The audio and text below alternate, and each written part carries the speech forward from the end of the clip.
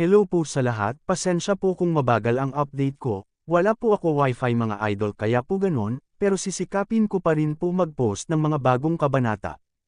Salamat po. Kabanata 2511-2520. Walang masyadong malalakas na manlalaro sa team na ito, ngunit mayroon silang cultivation sa ikawalong palapag ng Nascent Soul Realm. Kaya lang, pagkatapos mabiyayaan ng idolo ng Thalho, ang pangkat na ito ng 8th level Nascent Soul Realm powerhouses ay aktwal na na-upgrade sa peak realm ng 9th level Nascent Infant Stage, at bawat isa sa kanila ay matatawag na Infinite Master. Hindi bababa sa Nascent Soul Realm, ang lakas ng pakikipaglaban ng grupong ito ng mga tao ay nakakatakot at nakakamangha. Gayunpaman, ang bilang ng mga koponan ay talagang hindi gaanong marami, higit sa 40 lamang. Patayin. Ang mahigit 40 Thalho Master na ito ay lubhang malupit. Sa sandaling umalis sila sa lungsod, sila ay mamamatay tao at inatake si Chen Lei at maraming mga pupe na sundalo. Takot na hindi ka magtatagumpay. Malamig na sumangot si Chen Lei, tiwala sa hukbong pupe. Sa pagkakataong ito, 8 Crane Sword Fairy Puppet din ang dala niya. Sa himpapawid, mabilis silang lumipad, naging 8 puting ilaw, nahati ang walang laman, Sword Shi, air na bumubulusok at nakakatakot, hinarap niya ang 8 makapangyarihang mananamba ng Thalho. Itong 8 Crane Sword Immortals, bawat isa sa kanila ay mayroon ding antas ng 9th floor ng Nascent Infant Realm, na mas nakakatakot kaysa rito. Kasabay nito, nabuo ng 4 na puppet ng Qinglong, Baiho, Suzaku, at Xuanwu ang Four Saints Great Formation, direktang banihag ang 8 Thalho Masters sa mahusay na formation, hinahabol at nilalabanan sila, at winasak ang 8 Thalho Masters na ito. Pindutin ng maigi. Ang iba pang mga pupi na tropa, 2 laban sa isa o kahit 3 laban sa isa, ay may kalamangan sa bilang, at sila ay nakipaglaban ng husto laban sa malalakas na lalaki ng Thalho. Ang mga panginoon ng sekta ng Thalho na ito, sa ilalim ng basbas ng idolo ng Thalho, ay tila walang kamalay-malay sa kanilang pagkapagod, at ang bilis ng pagbawi sa paglilinang ay kamangha-mangha, at maaari silang lumaban magpakailanman. Para naman sa puppet na pino ni Chen Lei, kailangan ng mga Spirit Stone bilang energy power. Siyempre, mayroon ding mga walang muwang na sanggol na pinipino sa mga puppet, na mga puwersa rin ng enerhiya. Nang dumating si Chen Lei sa pagkakataong ito, naghanda siya ng sapat na lakas para sa mga puppet na ito na lumaban sa loob ng 10 araw at 10 gabi nang walang anumang problema. Ang labanan sa pagitan ng dalawang panig ay maaaring ituring na isang hindi pa naganap na labanan, na nagpabaligtad sa lugar na ito, nang walang araw at buwan. Si Chen Lei mismo ay nakipagtulungan din sa mga makapangyarihang taong ito sa sekta ng Thalho. Siya ay may buong kakayahan at hindi inaalis ang kanyang mga kamay. Bukod sa hindi paggamit ng mga resonance technique, crit rune, at marami pang ibang assassin, mayroon siyang iba't ibang lakas. Isa-isang inilapat ang batas, pinugutan ng ulo ang mga kilalang kaaway. Ang makapangyarihang mga mananamba ng Thalho na ito, kahit na may basbas ng idolo ng Thalho, ay hindi pa rin kalaban ni Chen Lei, at isa-isang pinugutan ng ulo si Chen Lei. Damn it! Ang master ng altar ng sangay ng Thalho, nang makita ang eksenang ito, ay galit na galit sa langit. Ngayon, ang mga master sa ilalim ng kanyang utos ay masasabing halos patay na. Sa loob ng altar ng sangay ng Thalho, ang labas ay malakas at ang gitna ay isang master ng ika-9 na antas ng Nascent Soul Realm, wala pang 10 tao. Kabilang sa mga ito, karamihan sa mga panginoon sa ika-9 na antas ng Nascent Infant Realm ay nahulog sa mga kamay ng Qingyang sect. Ngayon, nang makita ang isang level 8 master ng Nascent Infant Realm, nagsisimula silang maging dahado. Ang Thalho Sub-Altar Master ay nagngangalit ang kanyang mga ngipin at direktang nilero ang lahat ng card sa kanyang kamay, at ibinaba ang ilang Nascent Realm na sanggol. Ang lahat ng mga master sa ika-9 na palapag ay ipinadala. Ang natitirang 9 na master ng ika-9 na antas ng Nascent Soul Realm ay sumugod din palabas ng Imperial City at pinatay si Chen Lei. Ang 9 na master na ito ng 9th level Nascent Soul Realm, sa ilalim ng basbas ng idolo ng Thalho, ang kanilang lakas sa pakikipaglaban ay naging lubhang nakakatakot. Gayunpaman, ang idolo ng Thalho na ito ay tila may mga limitasyon din, at imposibleng madagdagan ang lakas ng makapangyarihang mga taong ito ng walang hanggan. Siyam na master ng ikasyam na antas ng Nascent Infant Realm, sa ilalim ng basbas ni Thalho. Ang kanilang lakas ay hindi pangkaraniwan, ngunit hindi nila naabot ang antas ng isang master ng Primordial Soul Realm. Masasabi lamang na sila ay nasa ikasyam na antas ng Nascent Infant Realm, sa ganoong kaharian, siya ay walang talo. Gayunpaman, si Chenlei ay nasa ikalimang antas na ngayon ng Nascent Soul Realm, ngunit pagkatapos ng paglinang sa siyam na Nascent Souls at ang Tower of All Things, ang kanyang kapangyarihan sa pakikipaglaban ay hindi mas mahina kaysa sa pangsyam na antas na master na nabiyayaan ng idolo ng Thalho Baby. Kasabay nito, muling nagsakripisyo si Chenlei ng 12-dosenang mga puppet mula sa ikasyam na palapag ng Nascent Soul Realm. Nang salakayin ni Chenlei ang sangay ng Thalho sa pagkakataong ito, alam niya na ang sangay ng Thalho ay talagang isang matigas na buto upang ngumunguya, hindi ganoon. Madaling manalo. Kaya naman, pinaghandaan din ng gusto si Chenlei. Matapos makitang tumaas ang combat power ng kanyang kalaban, ginamit din niya ang lahat ng karagdagang puppet na dala niya. Kahit na ang mga puppet na ito ay hindi kasing lakas ng mga level 9 masters ng Nascent Soul Realm na biniyayaan ng idolo ng Thalho, mas mahusay sila kaysa sa kanilang mga kalaban sa bilang. Bilang karagdagan, hindi sila natatakot sa kamatayan at hindi natatakot na mamatay, alam kung ano ang kanilang kinatatakutan, alam na sundin ang linya ng utos, kahit na siya ay nabugbog at naparalisa, siya ay nanatiling matapang at kailangang kumpletuhin ang utos. Sa ilalim ng gayong mga kalagayan, ang makapangyarihang mga mananamba sa Thalho ay pinigilan hanggang sa mamatay, at maging ang kanilang pinakamagagandang pagsabog, sa harap ng mga pupe na ito, ay walang banta. Sa oras na ito, mahigpit na nakikipaglaban si Chenlei sa master ng ikasyam na palapag ng Thalho Nascent Soul Realm. Sa labas ng Chenlei, ang siyam na palapag na tore ng lahat ng bagay ay nagbantay sa kanya, at siya ay naprotektahan mula sa pagsalakay ng Dragon Sword sa kanyang kamay ng may walang katapusang kapangyarihan. Natalo niya ang siyam na antas na malakas na tao ng Nascent Soul Realm na pinagpala ng mga idolo, at siya ay natalo. Nang makita ang eksenang ito, ang master ng altar ng sangay ng Thalho ay lalong naging pangit. Hindi niya inasahan na ang lakas ng pakikipaglaban ni Chenlei ay magiging sobrang nakakatakot. Natatakot akong aakyat ako, at hindi ako ang kalaban ni Chenlei. Sa oras na ito, ang master ng altar ng sangay ng Thalho ay may ganoong pag-iisip sa kanyang puso. Paano ito posible, hindi ako matatalo? Nang maglaon, binura ng pinuno ng altar ng sangay ng Thalho ang ideyang ito at muling itinatag ang kanyang paniniwala sa kawalang tatag. Boom! Sa oras na ito, si Chenlei ay umabot sa estado ng resonance, at ang kanyang lakas ay tumaas, na winasak ang isang ikasyam na antas na master ng Thalho Nascent Soul Realm sa isang suntok. Matapos patayin ni Chenlei ang kalaban na ito sa Thalho, nakahinga siya ng maluwag. Ang Tower of All Things ay galit na pinino ang langit at lupa na si Yuan Qi at pinunan ito sa kanyang katawan, na naging dahilan upang mabilis na dumami ang cultivation na kanyang nakonsumo. Naglakas loob ka bang lumaban sa labas ng lungsod? Sa sandaling ito, si Chenlei, ang kanyang momentum ay parang bahaghari, at ang mahabang kutsilyo sa kanyang kamay ay direktang nakatutok sa altar ng sangay ng Thalho sa itaas ng lungsod. Ang pinuno ng altar ng sangay ng Thalho, pagkatapos makinig, ay nagsabi sa malamig na boses, bakit hindi ka manggahas? Sa oras na ito, alam na ng Thalho Branch Altar Master na siya ay ganap na natalo sa pagkakataong ito. Kahit na pinugutan niya ng ulo si Chenlei, ang mga puwersa ng dibisyon ng altar ng Thalho ay natalo lahat. Ngayon, ang sangay ng Thalho ay ganap na walang laman, at wala ng mga karapat-dapat na Panginoon. Sa ganitong paraan, ganap na natapos ang dibisyon ng Thalho.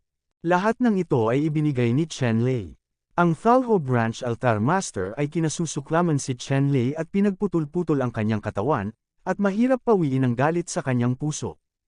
Ngayon, nang makitang hinahamon ni Chenlei ang kanyang sarili, sa wakas ay hindi na nakayanan ng Thalho Branch Altar Master, at ayaw nang tiisin pa, at nagpa siya na personal na kumilos at sirain si Chenlei. Chenlei, ngayon, mamatay ka o mabubuhay ako. Ang master ng altar ng sangay ng Thalho ay sumigaw at direktang lumipad mula sa itaas ng lungsod, at pinatay si Chenlei. Kabanata 2512 ng laban. Nang makita ang tuktok ng Thalho Branch Master Altar, hindi nag-atubili si Chen Lei na batiin siya.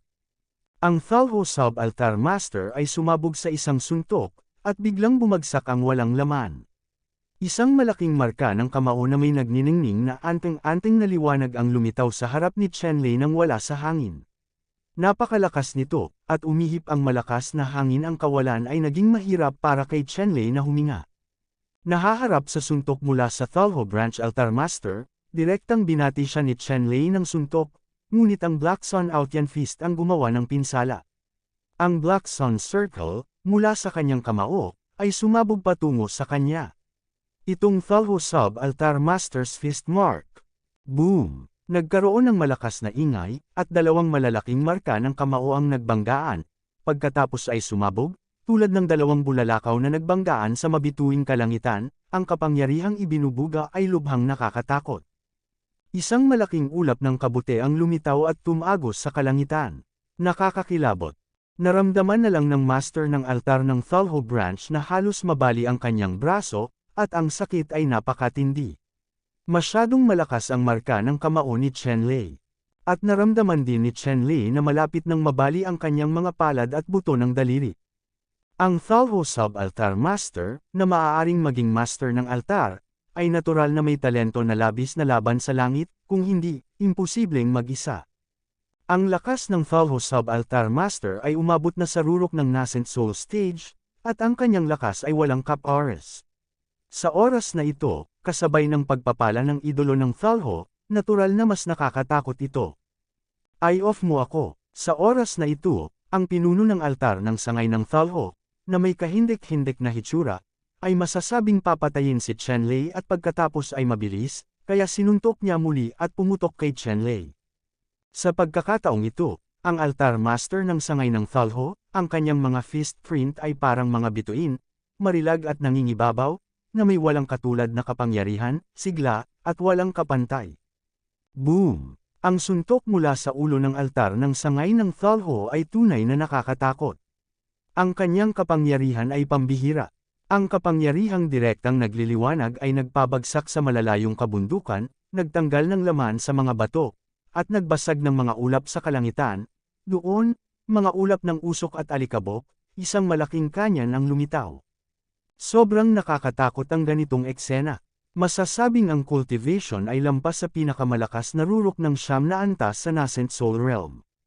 Sa oras na ito, natural na naramdaman ni Chen Lei ang lakas ng suntok na ito, ngunit hindi niya ito naiwasan, dahil napakalakas ng suntok na ito na nakaharang sa lahat ng kanyang puwang sa pag-iwas at hindi niya magawang magtago. Hindi nagatubili si Chen Lei, at pinalo ang pinakamalakas na suntok, at sinalubong ang nakakatakot na suntok ng master ng altar ng sangay ng Thalho. Ang suntok ni Chen Lei ay parehong nakakagulat. Masasabing ginamit niya ang lahat ng kanyang lakas. Maging si Chen Lei ay binasbasa ng mga crit rune, at nag-aalala siya na hindi niya kayang tanggapin ang nakakatakot na suntok mula sa Thalho Altar Master Branch. Bumangga ang kamao ni Chen Lei sa marka ng kamao ng master ng altar ng sangay ng Thalho, at muling nagpakawala ng isang nakadurog na pagsabog. Direktang pinunit ng shockwave ang nakapalibot na lupa, napunit ang nakakatakot na mga bitik, at direktang lahat sa loob ng 1,000 milya ay nawasak at naging pulbos. Sa ilalim ng suntok na ito, ang braso ni Chen Lei ay agad na nabali at umikot sa kakaibang anggulo. Isang nakakadurog na pakiramdam ang dumating, na naging dahilan ng pagmuso ni Chen Lei. At ang kamao ng ulo ng sub-altar ng Thalho ay agad na sumabog at naging ambon ng dugo, at nawala ang isang braso sa buto ng bisig. Ang Thalho Sect Altar Master, ang kanyang ekspresyon ay naging lubhang mabangis at malupit, ang kanyang mga mata ay dumudugo, at wala siyang pakialam sa kanyang mga pinsala. Ang isa pang kamao ay sumayaw na parang kuryente, na may putok ng purple na kuryente na kumikislap, nagpapaliwanag sa buong larangan ng digmaan, at nananatili kay Chen Lei. Dahil sa ayaw magpakita ng kahinaan, binali ni Chen Lei ang isang buto niya, kumikislap ang rune, at mabilis siyang nakabawi, habang ang isa pa niyang kamao, na kumikinang din sa walang katapusang electric light, ay bumangga sa kamao ng pinuno ng Thalho. Ang bilis ng apoy sa magkabilang panig ay hindi kapani-paniwala. Sa isang kisap mata, mahigit 1,000 suntok ang naganap, ang iba ay naharang ng kalaban, at ang iba ay nahulog sa kalaban. Sa sandaling ito, lumitaw ang katawan ni Chenlei, ang Tower of All Things, na humaharang sa karamihan ng mga suntok mula sa Thalho Branch Altar Master. Gayunpaman, naramdaman pa rin ni Chenlei na lumulutang ang kanyang dugo chi, at ang kamao ng master ng altar ng sangay ng Thalho ay naglalaman ng napakalaking kapangyarihan. Ang isang suntok ay maaaring magpasabog ng isang malaking bundok na maging abo, at sumanggaw ang dagat na tuyo, nakakatakot. Walang kap-oras. Sa katunayan, ang master ng altar ng sangay ng Thalho, ang kanyang orihinal na kapangyarihan sa pakikipaglaban ay tiyak na hindi ganoon kakilakilabot, ngunit pagkatapos niyang matanggap ang basbas ng idolo ng Thalho, ang kanyang kapangyarihan sa pakikipaglaban ay hindi mapapantayan. Gayunpaman, malinaw na hindi mahina ang pag-atake ni Chenlei. Sa oras na ito, ang Nine Great Newborns ay ganap na nagsagawa ng kapangyarihan ng sanggol, at unti-unti, ang Nine Great Newborns ay nagsimulang umunlad patungo sa isang estado ng resonance. Sa kasalukuyan, nahihirapan pa rin si Chenlei na kontrolin ang resonance state ng siyam na primordial souls, ngunit alam niya na hanggat siya ay nasa ilalim ng matinding pressure, ang siyam na primordial na kaluluwa ay mas malamang na maabot ang resonance state. Bagaman sa ngayon, ang Nine Great Nascent Souls ay hindi pa umabot sa resonance state, ngunit sila ay umuunlad patungo sa resonance state, upang ang lakas ng pakikipaglaban ni Chenlei ay patuloy na tumaas sa isang tuwid na linya, at ang lakas ng mga putok ni Chenlei ay nagiging mas nakakatakot.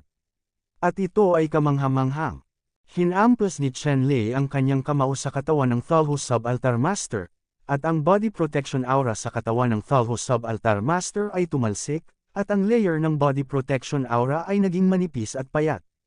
Ang layer ng body protection aura na ito ay pinagpala ng idolo ng Thalho, at ang kapangyarihan nito sa pagtatanggol ay pambihira. Kung hindi, ang kasalukuyang master ng altar ng sangay ng Thalho ay nabugbog sa ambon ng dugo ng banal na kamao ni Chenlei. Kahit na may body protection aura na binasbasan ng idolo ng Thalho, ang master ng altar ng Thalho branch ay nayanig ng mabibigat na marka ng kamao ni Chenlei na parang bundok at patuloy siyang nagsusuka ng dugo, at ang kanyang paghinga ay nagugulo. Ang master ng altar ng sangay ng Thalho, na may masamang liwanag sa kanyang mga mata, at tuwirang napagtanto niya ang lakas ni Chenlei. Sa oras na ito, hindi alam ng pinuno ng altar ng sangay ng Thalho. Ang tanging ideya ay patayin si Chenlei. Eye off mo ako. Ang master ng altar ng sangay ng Thalho ay umungal, sumikat ang kanyang aura, at ginamit ang ipinagbabawal na pamamaraan. Ilang sandali, lumitaw ang isang black gold magic knife sa mga kamay ng master ng altar ng Thalho branch. Ang kutsilyo ay napakatalam, kumikinang na may itim na gintong liwanag, tulad ng isang bilog ng banal na araw, na nagliliwanag sa buong larangan ng digmaan, tulad ng isang liwanag mula sa karaniwan, sa kabila ng kawalan, ay lumitaw sa leeg ni Chenlei, at humampes kay Chenlei. Agad na nakaramdam ng takot si Chenlei, at nanlamig ang buong katawan niya. Huli na para makatakas ngayon. Ang Dragon Yin Sword ni Chenlei ay lumitaw sa kanyang kamay sa sandaling iyon, at ang tunog ng Dragon Yin at Tigre na Dagandong ay agad na umalangaw sa kalangitan. Kasabay nito, ang siyam na dakilang kaluluwang sanggol, sa sandaling ito, ay agad na umabot sa isang estado ng resonance, siyam na Daoying Yuan power, na nakakabit sa Dragon Yin Sword sa parehong oras. Hindi nagatubili si Chenlei na durugan ang Critical Strike rune, at muli itong binasbasan sa Long Yin Sword. Pagkaraan ng ilang sandali, ang talam ng Long Yin Sword ay pumailan lang, at ang matalas na talam nito ay agad na bumaha sa altar ng Thalho Branch Master. Nilunod ng liwanag ng Wujin Divine Sword ang sub-altar ng Thalho Master. Kabanata 2513, Insidente. Shich. Dugo ang ambon, at ang Yindao Dragon Blade ay direktang binasag ang master ng altar ng Thalho branch. Bagamat malakas ang Thalho Sub-Altar Master, hindi siya ang kalaban ni Chenlei. Ang kakayahang makipagkumpetensya kay Chenlei hanggang ngayon ay lubos na salamat sa pagpapala ng idolo ng Thalho. Gayunpaman, ngayon na ang siyam na nascent souls ni Chenlei ay umabot na sa estado ng resonance, kasama ng critical na strike, ang lakas ng pag-atake ay higit na nalampasan ang depensa ng Thalho Branch Altar Master. Sa isang iglap, nahati ang kultong Thalho. Ang ulo ng altar ay pinugutan ng ulo. Gayunpaman, pagkatapos ng pagpugot ng ulo ng Thalho Branch Altar Master, si Chen Lei ay nagkaroon din ng ilan pang mga galos sa kanyang katawan, na may malalalim na buto na nakikita, at siya ay muntik ng atakihin ng Thalho Branch Altar Master bago siya mamatay.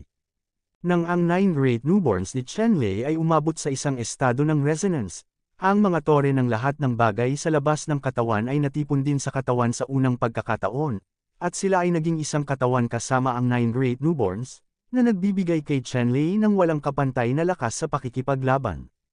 Dahil dito, nawala si Chen Lei sa pagtatanggol ng Tower of All Things, at nasugatan ng Altar Master ng sangay ng Thalho.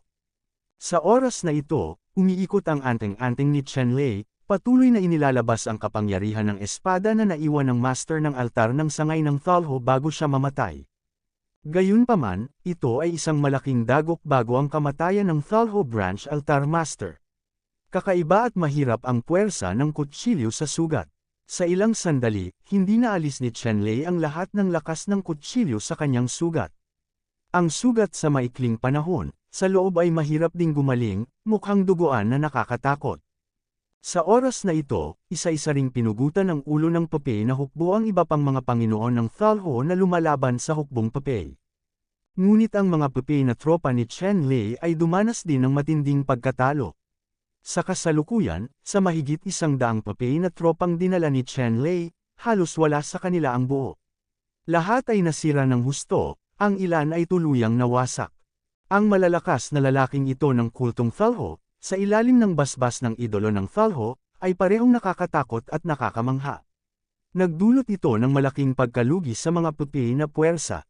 Gayunpaman, ang pinuno ng altar ng sangay ng Thalho ay pinugutan ng ulo, at ang imperial na lungsod na ito ay ganap na nawala ng may-ari nito at bumalik sa isang estadong walang may-ari.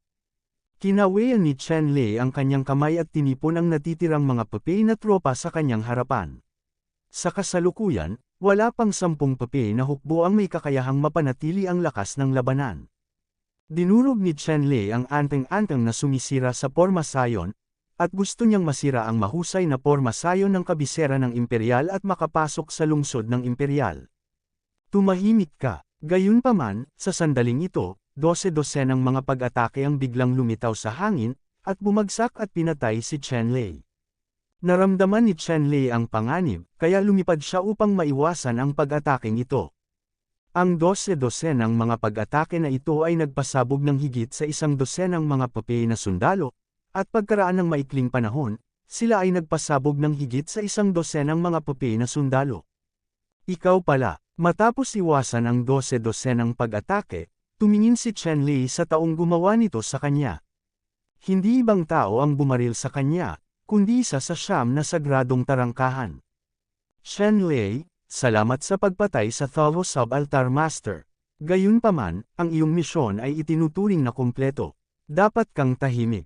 Hindi kailanman papayagan ng 9 na sagradong pintuan ang sinumang kasing lakas mo. Ang pagkakaroon ng mga tao ay nagbabanta sa katayuan ng 9 na sagradong pintuan. Panipi. Sinabi ng isang elder mula sa Silver Soul Palace kay Chen Lei, na pumatay ng hangarin sa kanyang katawan. Oo, Chen Lei, ngayon ay tiyak na mamamatay ka. Isa pang elder ng Heavenly Shaking Sect, ang kanyang aura ay nakalak din kay Chen Lei, at sinabi sa malalim na boses. Ang iba pang malalakas na tao sa 9 na banal na pintuan, tulad ng Haotian Sect, Kaiching Sect, at Nainyu Sect, lahat ay tumingin kay Chen Lei ho, at gustong patayin si Chen Lei para maalis ang pusong ito. Malaking problema. Ang 9 na sagradong pintuan na ito ay binibigyang pansin ang bawat kilos ni Chen Lei, at nakaramdam ng labis na takot sa nakakatakot na kapangyarihang panlaban na ipinakita ni Chen Lei. Talagang hindi nila matitiis ang pag-usbong ng napakalakas na Qingyang Sect, kaya matagal na nilang nilalayo na alisin si Chen Lei. Gayunpaman, ang lakas ni Chen Lei ay nagparamdam din sa kanila ng matinding selos, kaya lahat sila ay naghihintay ng pagkakataon.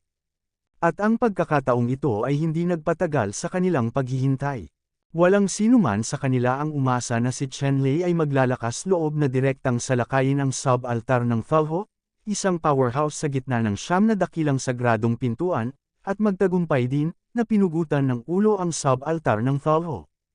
Dahil dito, ang 9 na dakilang sacred gates ay lalong hindi makaupo. Ang mataas na antas ng Nine Great Sacred Gates ay agad na nag-utos sa mga elder at malalakas na lalaki na ito na patayin si Chenlei nang si Chenlei ay malubhang nasugatan. Upang maalis ang mga problema sa hinaharap. Ikaw ay tunay na malupit at walang hiya. Minamaliit ko talaga ang kawalang hiyaan ko.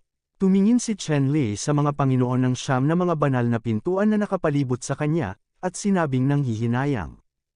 Ang Siyam na dakilang sagradong pintuang ito, na pinigilan ni Thalho, ay hindi nang ahas na itaas ang kanilang mga ulo. Isa-isa silang lumikha ng isang pagong na lumiliit ang ulo, hinayaan ang Thalho na apihin ang mga tao, at ang mga masasamang gawa ay hindi nang ahas na palayain. Nakita ni Chenlei ang likas na katangian ng tinatawag na Siyam na mga banal na pintuan, alam niyang ang Siyam na mga banal na pintuan na ito ay hindi magkakaibigan. Kaya naman, nang salakayin niya ang sekta ng erehe, hindi niya nilayo na lumahok ang Siyam na banal na pintuang ito dahil hindi naniniwala si Chenlei sa Siyam na mga banal na pintuang ito. Gayunpaman, hindi niya inaasahan na ang Siyam na banal na pintuan na ito, nang sumalakay sa sangay ng Thalho, ay hindi lamang gumawa ng anumang pagsisikap, pagkatapos niyang kunin ang sangay ng Thalho, ang Siyam na mga banal na pintuang ito, siya ay talagang nahulog sa gulo, na iniisip na kabguban siya. Hindi na ito masasabing malupit at walang hiya. Ang powerhouses ng Nine Great Sacred Sects, nang sabihin ito ni Chenlei, lahat sila ay nagalit at nagsabi, Chenlei, kung sasabihin mo ang mga bulaklak ngayon, tiyak na mamamatay ka. Huwag mo nang isipin ang pakikibaka, automatiko kang matatali, sa ganitong paraan, maaari kang mamatay ng masaya. Kung hindi, huwag mo kaming sisihin kung bakit ginawa mong abo ang iyong sekta ng Qingyang. Panipi.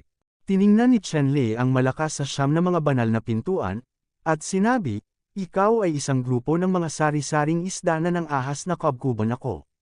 Noong una, pagkatapos kong alisin ang kulto ng Thalho, handa akong sumama sa iyo Siyam na sagradong pintuan, ang tubig ng balon ay hindi nakakasakit sa tubig ng ilog, ngunit ngayon, napagpasyahan kong bunutin ang lahat ng iyong Siyam na sagradong pintuan, at hindi mag-iiwan ng kahit isa.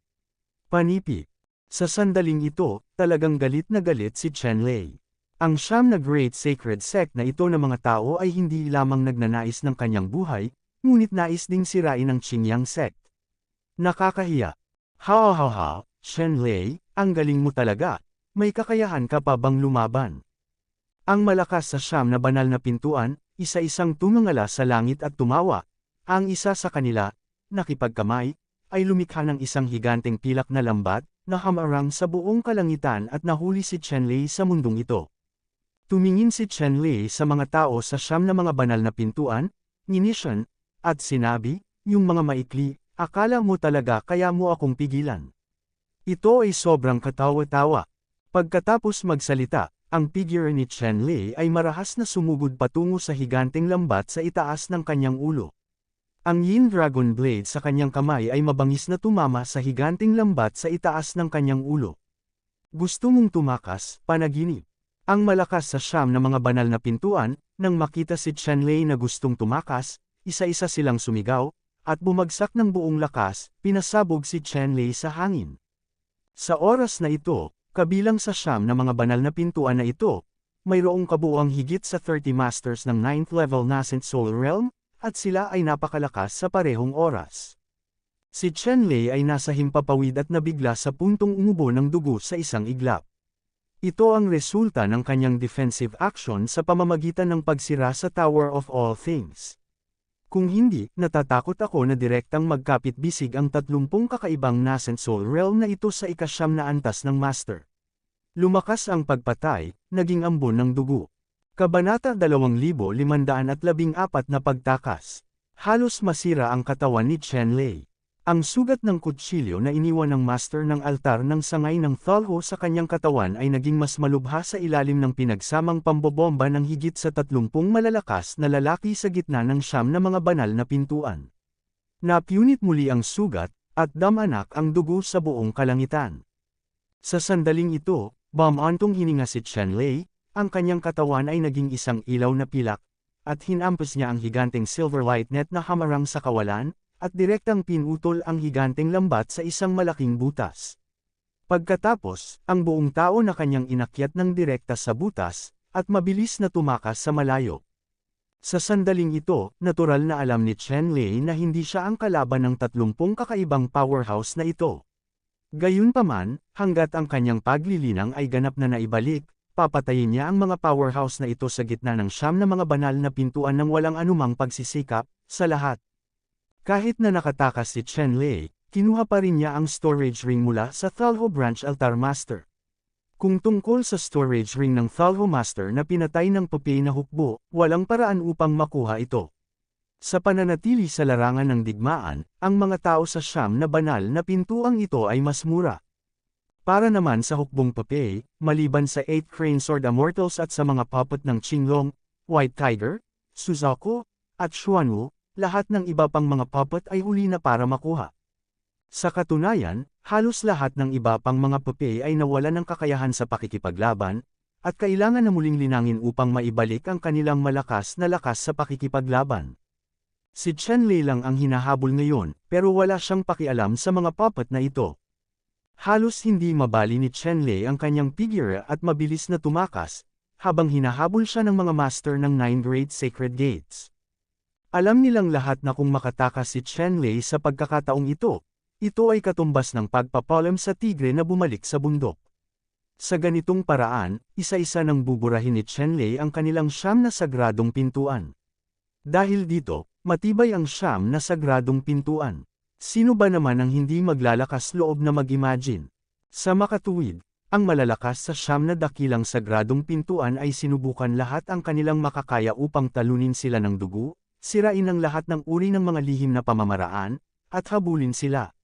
Sa anumang kaso, hindi dapat payag ang makatakas si Chen Lei.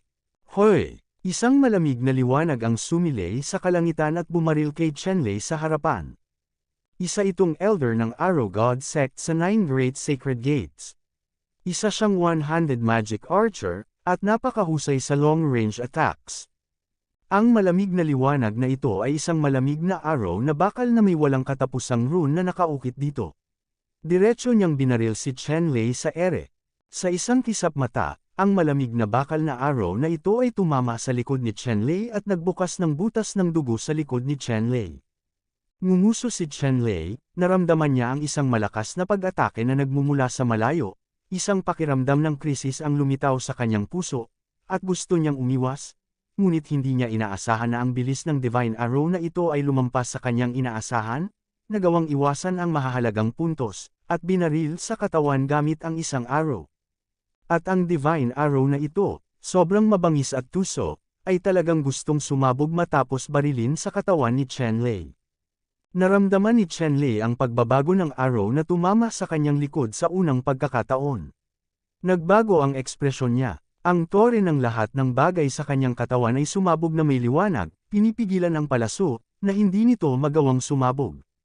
Wow! Ang tore ng mga Diyos ng lahat ng bagay sa katawan ni Chen Lei ay nagpakita ng kanyang kapangyarihan at inalog ang arrow ng Diyos na ito mula sa kanyang likuran, ginawa itong malamig na liwanag, at pinaputukan ito sa malaking bundok.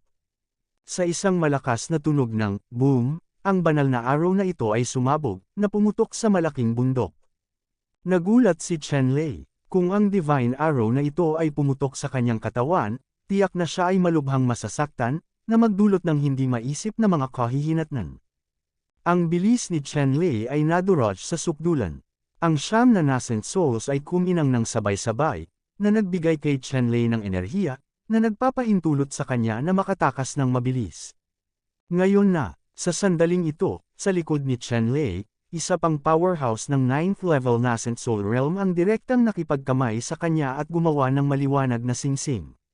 Ang singsing na ito ay puti at makinis, na may platinum na ningning, at nakaukit dito, ang hindi mabilang na mga ron ay mukhang napakahiwaga.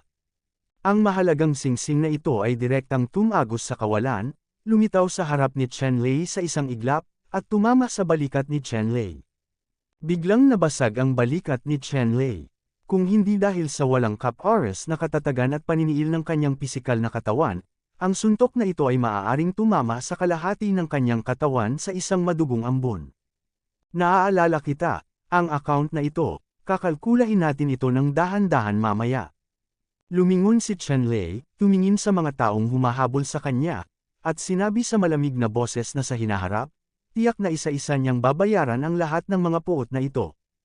Pagkatapos noon, naging streamer si Chenlei at mabilis na umalis, pinabilis ang 12-dosenang beses sa isang kisap mata, at inalis ang pagsubaybay ng higit sa 30 malalakas na tao. Mabilis. Mahigit sa 30 malalakas na tao sa 9 na banal na pintuan na sumunod kay Chenlei, isa-isang binago ang kanilang mga ekspresyon, at nagmamadaling sinira ang lihim na pamamaraan at hinabol sila sa direksyon kung saan tumakas si Chenlei. Gayunpaman, hindi alam ni Chenlei kung gumamit siya ng isang lihim na pamamaraan o pinasigla ang kanyang potensyal. Nakakamangha ang bilis. Mahigit sa 30 malalakas na lalaki sa 9 na mga banal na pintuan ang natigilan upang hayaang makatakas si Chenlei sa ilalim ng kanilang mga ilong. Talagang nakatakas ito, damn-it. Mahigit sa 30 malalakas na tao sa 9 Great Sacred Gates ang sumunod sa daan, ngunit si Chenlei ay wala kahit saan. Malinaw, ganap na naalis ni Chenlei ang mga ito. Dahil dito, ang 30 bagay na malakas sa 9 na banal na pintuang ito ay nagmumukhang sobrang pangit, at sa parehong oras, sila ay labis na nag-aalala. Sa sandaling gumaling si Chenlei mula sa kanyang mga pinsala, hindi ko maisip kung gaano kalaki ang paghihiganti na kanilang haharapin sa oras na iyon. Sa anumang kaso, si Chenlei ay dapat matagpuan at ganap na patayin. Ang makapangyarihang mga taong ito ay sa wakas ay nag-utos sa mga disipulo sa ilalim ng kanilang utos na hanapin si Chenlei sa lahat ng paraan. Ipinasa ang utos, at ang hindi mabilang na mga disipulo at eyeliner ng 9 Great Sacred Gates ay nagsimulang kumilos upang hanapin ang kinaroroonan ni Chenlei. Kaya lang wala silang mahanap na bakas ni Chenlei, at nakatadhana silang maging abala sa wala. Sa oras na ito, si Chenlei ay nakatakas pabalik sa kailaliman ng Zion Mountain at nakarating sa isang lihim na kaharian na espesyal na nakalaan para sa Emperor ng Dachu. Pagkatapos bumalik sa lihim na kaharian, huminga si Chenlei at sinimulang suriin ang kanyang mga sugat. Sa pagkakataong ito, upang makatakas, ang elemento ng pagdadala ng Qi, air ay higit pa sa kanyang lakas. Hindi inaasahan ni Chenlei na ang 9 na dakilang Yuanying ay muling papasok sa estado ng resonance kapag siya ay tumakas. Matapos maabot ng 9 Great Nascent Souls ang estado ng resonance, ang lakas ni Chenlei ay tumaas ng 12-dosenang beses. Sa ganitong paraan, natural niyang maalis ang pagsubaybay sa mga makapangyarihang taong ito mula sa 9 Great Sacred Gates. Matapos alisin ang pagsubaybay sa 9 na makapangyarihang mga banal na pintuan, si Chenlei ay sumugod sa lihim na kaharian sa kalaliman ng Zion Mountain sa unang pagkakataon. Ngayon, siya ay malubhang nasugatan, at tanging sa isang lugar na tulad ng lihim na kaharian ay mabilis siyang makakabawi mula sa kanyang mga pinsala at maabot ang kanyang pinakamataas na kalagayan. Si Chenlei ay nasa isang lihim na lugar at nagsimulang pagalingin ang kanyang mga sugat. Ang pinakamahirap na pinsala ay ang nakamamatay na suntok na ibinigay ng master ng altar ng sangay ng Thalho. Hanggat ang pinsalang ito ay gumaling, ang iba pang mga pinsala ay karaniwang hindi isang malaking bagay. Si Chenlei ay nagsimulang magsanay ng kultibasyon ng buong lakas upang maalis ang mga peklat na iniwan ng desperadong dagok ng master ng altar ng sangay ng Thalho, at ang 9 na Yuanying ay nagtulungan upang tuluyang maalis ang hindi nababasag na kapangyarihan ng espada. Ikalawang kabanata 15 kabanata Old Sovereign. Matapos alisin ang natitirang sword power sa kanyang katawan, gumamit si Chenlei ng iba't ibang elixir at Qinglong Qi techniques para mabawi ang kanyang mga pinsala. Tumagal lamang ng mahigit 10 araw bago tuluyang gumaling ang mga sugat ni Chenlei. Ang kanyang katawan ay kumikinang sa isang metal na kinang, tulad ng jade, at ang kanyang mga galaw ay naglalaman ng walang kap-oras na kapangyarihan. Tumingin si Chenlei sa loob at nalaman na ang Thalho imprint sa kanyang katawan ay mas malakas pa at hindi na mapapaalis. At itong Thalho mark, bawat malakas na tao, malakas din ang kanyang kaluluwa. Bagamat ang Thalho mark na ito ay isang malaking nakatagong panganib sa kanya, sa yugtong ito, kakayanin niya ito. Narito ang ilang medyo malaking benepisyo. Binuksan ni Chenlei ang kanyang mga mata, nagpakita ng bakas ng masamang aura. Ang 9 na dakilang sacred doors, sa pagkakataong ito ay sinabing ganap na nilang nahawakan ang kaibuturan. Noong una, hindi pa handa si Chenlei na kumilos sa 9 na dakilang sagradong pintuan, ngunit ngayon na talagang gustong lipulin muna siya ng 9 na dakilang sacred doors, natural na hindi siya magiging malambot at nagpas siyang kumilos laban sa 9 Great Sacred Doors. Sa oras na ito, direktang bumalik si Chen Lei sa Qingyang sect. Sovereign, ayos ka lang. Nang makitang ligtas na nakabalik si Chen Lei sa sekta, binati siya ni Mo Hanshan at ng iba pa, at sa wakas ay nahulog ang hanging puso. Mayroon bang anumang paggalaw sa 9 Great Sacred Gates kamakailan? Tanong ni Chen Lei kay Mo Hanshan at sa iba pa. Ang puwersa ng siyam na dakilang sacred sect ay dumating upang kinubkob ang Qingyang sect minsan, ngunit hindi nila nagawang sirain ang Mountain Garden sect ng Qingyang sect, kaya lahat sila ay umatras. Sinabi ni Mo Hanshan kay Chen Lei, at pagkatapos ay nagbigay ng detalyadong pagpapakilala. Sa kamakailang mga panahon, ang 9 Great Sacred Gates kilusan. Okay, naiintindihan ko. Tumango si Chen Lei, at pagkatapos ay hiniling kay Zhou Quan na bigyang pansin ang mga balita sa katalinuhan mula sa 9 Great Sacred Gates, at pagkatapos ay nagsimula siyang umatras muli. Sa pagkakataong ito sa pag-urong, si Chen Lei ay hindi nagsanay para sa paglilinang, ngunit ibinalik ang paglilinang ng nasirang papel.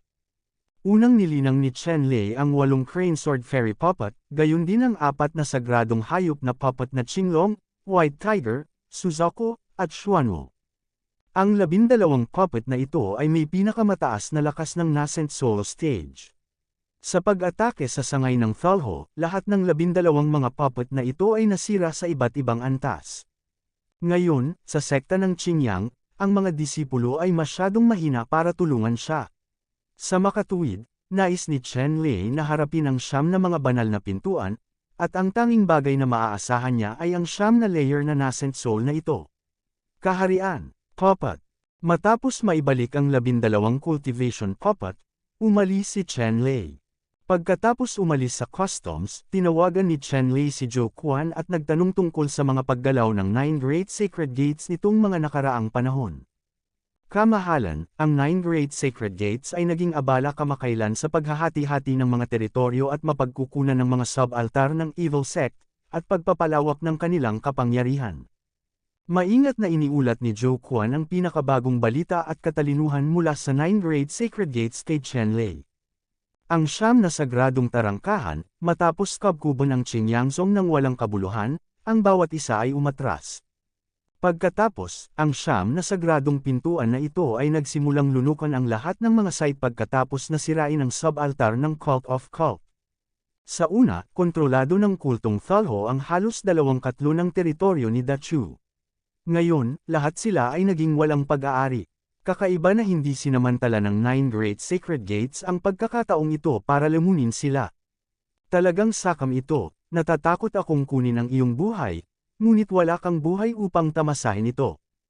Malamig na sabi ni Chen Lei, at nagpas siyang gumawa ng isang bagay tungkol sa 9 Great Sacred Doors. Kaya lang si Chen Lei lang ang may gustong gawin.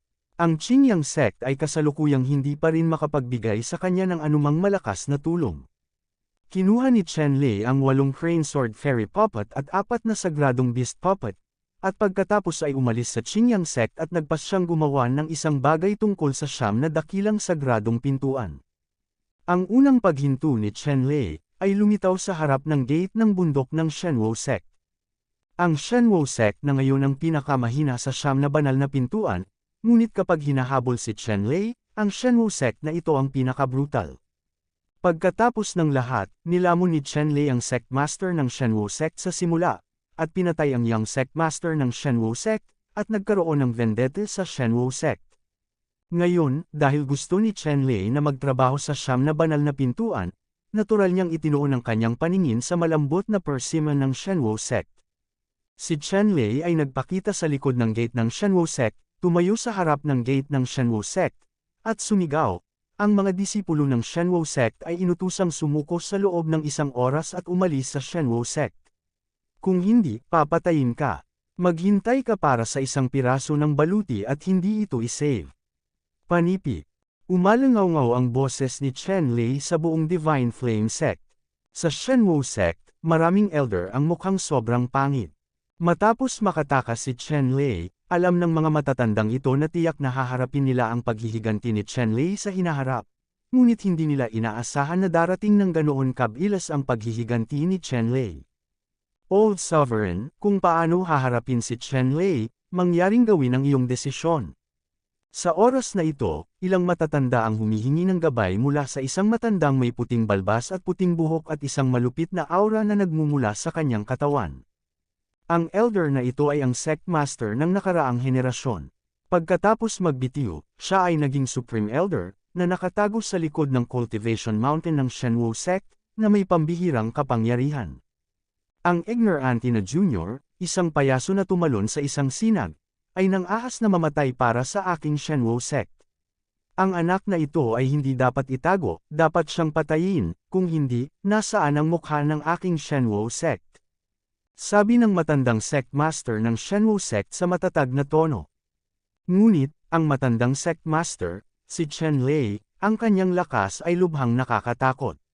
Natatakot ako na hindi tayo kalaban. Ilang matatanda, pagkatapos makinig sa mga salita ng matandang sect master, medyo pangit ang itsura, at sinabi sa matandang sect master.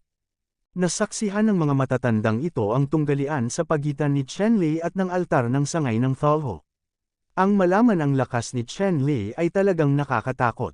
Pagkatapos nilang pumunta kay Chen Lei, wala silang kahit katiting na kumpiyansa. Isang bangkus ng basura, ang matanda na ito ay personal na kumilos, talagang hindi maaaring gawing talamak ang batang ito. Ang matandang sect master ng Shenwu sect ay hindi naniniwala sa kasamaan. Nakinig lamang siya sa mga matatandang ito na nag-uusap tungkol sa kung gaano kalakas si Chen Lei, ngunit hindi niya ito personal na naranasan at hindi siya naniniwala dito.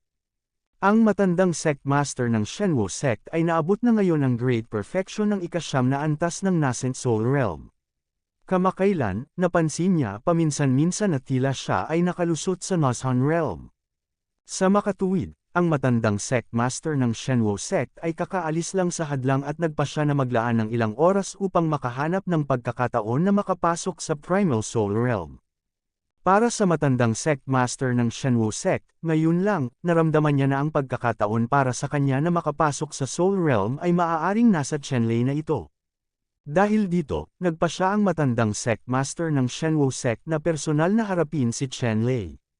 Sa mata ng matandang sect master ng Shenwu sect, isang tao sa ikalimang antas ng Nascent Soul Realm, gaano man siya katalento, ay imposibleng may kumpara sa kanya. Matandang sect master, mangyaring mag-isip ng 2 beses. Nang makitang nagpa siya ang old sect master na kumilos ng personal, pinatay niya si Chen Lei, at maraming elder ang nagbigay ng payo sa old sect master, ngunit hindi umaasa tungkol sa old sect master. Sa tingin mo ba hindi ako kalaban ng mabalahibong batang lalaki? Mahinang tanong ng matandang master. Ito, matandang soberano, hindi kami nag-aalala na hindi kanya kakampi, ngunit sa palagay namin ay hindi karapat-dapat ang gayong mabalahibong brat sa iyong sariling aksyon. Isang matanda ang dumaing saglit at sinabi sa matandang amo. Hindi mo na kailangang maghintay, determinado ako, hindi ko mapapayagan ang taong iyon na tumakbo ng talamak sa harap ng aking Fire God Sect Mountain. Ang matandang sect master ng Shenwu sect ay nagwagayway ng kanyang kamay para pigilan ng elder, tumayo, at naglakad patungo sa gate ng Shenwu sect para personal na harapin si Chen Lei. Ang kabanata 2516 ang pinakamatanda sa mga espada. Ang matandang sect master ng Shenwu sect ay lubos na kumpiyansa sa kanyang cultivation behavior at naniniwalang kaya niyang patayin si Chen Lei. Sa ganitong paraan, ang matandang sect master ng Shenwu sect, sa kabila ng panghihikayat ng lahat, ay lumitaw sa harap ng gate ng bundok ng Shenwu sect at nakita si Chen Lei. Bata, maglakas loob kang pumunta sa Shenwu sect ko habang sumisigaw at nanggugulo. Sa tingin ko ay ayaw mo nang mabuhay. Agad na sinigawan ng matandang sect master ng Shenwu sect si Chen Lei. Tumingin si Chen Lei sa matandang sect master ng Shenwu sect at nagtanong, "Sino ka?" Ang matandang sect master ng Shenwu sect ay nagsabi, "Ako ang Supreme Elder ng Shenwu sect, at gayon din si Zhang Jinghe." Sinabi ni Chen Lei, "Iyan ba ang Supreme Elder ng Fire God sect?" Ngayon, ang sect master na ito ay dumating upang ipaghiganti ka dahil sa pag-atake mo sa huling pagkakataon.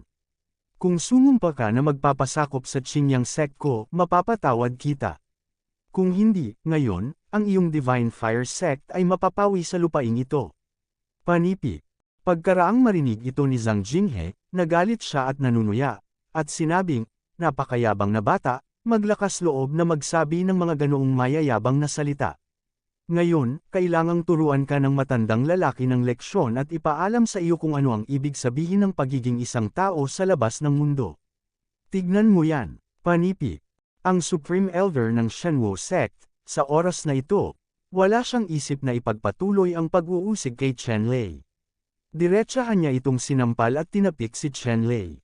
Isang pulang apoy na python, na may dalang nakakatakot na aura, ang pumailan lang sa apoy, nagpakawala ng walang katapusang pulang ilaw, na umatake kay Chen Lei. Ang fire python ay napakabangis, at ang temperatura ng apoy nito ay napakataas. Sa isang iglap, ang mga nakapaligid na bundok ay natunaw ng mataas na temperatura na ibinubuga ng apoy na sawa, at pagkatapos ay naging isang ilog ng lava, umaatungal at nagmamadaling umalis. Ang paligid na walang laman, sa sandaling ito, ay naging baluktot, at ang tanawin ay naging malabo. Ang kakilakilabot na pamimilit na ipinadala ng fire python na ito ay tunay na masyadong malupit, na naging dahilan upang ang kawalan ay humagulgol. Tila ang pinakamataas na pamimilit na naging sanhi ng pagbagsak ng mga bituin ay nagparamdam kay Chen Lei ng matinding pressure. Gayunpaman, hindi natakot si Chen Lei sa oras na ito, habang nakaharap sa nakakatakot na fire python na ito, diretsyo niyang binasag ang Great Desolate Fulong Fist. Napakalakas ng kamauni daw ang fulong sa sandaling ito na mahirap ilarawan. Sa sandaling ito, si Chen Lei, ang kanyang aura ay kasing lakas ng isang Diyos, at ang kanyang mga mata ay sumambulat ng nakakatakot na banal na liwanag, at siya ay sumuntok, isang grupo ng mga nakakatakot na ron, na mas nakasisilaw kaysa sa malaking araw sa kalangitan. Sa sandaling ito, ang mga disipulo ng Shenwu Sect na nanunood ng labanan ay naramdaman lamang na ang kanilang mga mata ay napuno ng walang katapusang maliwanag na liwanag, at ang ilang mga disipulo na may mababang lakas ay may dugong umaagos mula sa kanilang mga mata. Maging ang ilang matatanda ay mabilis na pumikit, at hindi nang ahas na tumingin ng diretsyo sa suntok ni Chen Lei. Sa isang malakas na tunog ng boom, sinalubong ng kamao ni Chen Lei ang malaking sawa na lumilipad, na gumawa ng malakas na tunog na nakakagulat na parang kulog. Pagkatapos nito, namumulaklak ang walang katapusang sinag ng liwanag, at bumuhos ang ulan ng apoy. Ang malaki at nakakatakot na apoy ng sawa ay nabasag bawat pulgada at naging hindi mabilang na patak ng ulan at lumipad sa lahat ng direksyon. Ang maapoy na pulang ulan na ito ay mayroon pa ring nakakatakot na kapangyarihan, kahit saan ito bumagsak ay agad itong matutunaw at magiging pulang magma. Ang Supreme Elder ng Shenwu Sect, nang makita ang kanyang kakaibang kaalaman, ay talagang binasag ni Chen Lei sa pamamagitan ng isang suntok, nguso, at muling pinasabog ng suntok. Sa pagkakataong ito ay isang malaking araw, at siya ay direktang lumipad mula sa kanyang kamay, ang nagniningas na pulang araw, tulad ng pagsikat ng araw, ay matingkad na pula at nakasisilaw, ngunit ito ay napakalakas, bumababa patungo kay Chen Leizhen. Hinarap ni Chen Lei ang kakaibang panlilinlang na ito ng Elder ng Shenwu Sect, at hindi rin umiwas, naghiganti, sumabog ang itim na sun-proud na kamao. Ang Black Sun Outian Fist na ito ay biniyayaan ng siyam na nascent soul sa parehong oras. Bagamat hindi pa nito naabot ang resonance state, pambihira pa rin ang kapangyarihan nito. Ang itim na araw at ang pulang araw ay nagbanggaan sa hangin at sumabog. Sa isang sandali, ang itim na karagatan at ang pulang dagat ng apoy ay magkakaugnay, na naging isang natatanging tanawin sa pagitan ng langit at lupa, na sumasakop sa buong kalangitan. Lumakas ang walang katapusang kapangyarihan, pagkatapos ay kumalat. Ang itim at pula na enerhiya ay hindi kapani-pani walang mapanira. Lahat ng dumaan ay tahimik na naging abo na nakakatakot. Ang Elder ng Shenwu Sect ay bumhantong hininga ng may galit, at muling binasag ang faculty. Sa pagkakataong ito ay isang nagliliyab na espada. Ang espada ay nasa buong mundo. Mayroong maapoy na pulang espada chi sa lahat ng dako, na pumupuno sa bawat pulgada ng espasyo, pinugutan ng ulo. Sa sandaling ito, ginalaw ni Chen Lei ang Dragon Yin Sword, at saglit, umalangaw sa kalangitan ang tunog ng Dragon Yin at Tigre, isang pilak na ahas at puting tigre na multo, daan-daang metro ang taas, parang buhay, mar-angle, at nakakatakot, tumakas mula sa Longyin Sword at sumugod sa maapoy na kalangitan. Ang Silver Snake at White Tiger Phantom ay agad na dumurog sa walang katapusang sword intent, at pagkatapos ay biglang sumugod patungo sa Elder ng Shenwu Sect.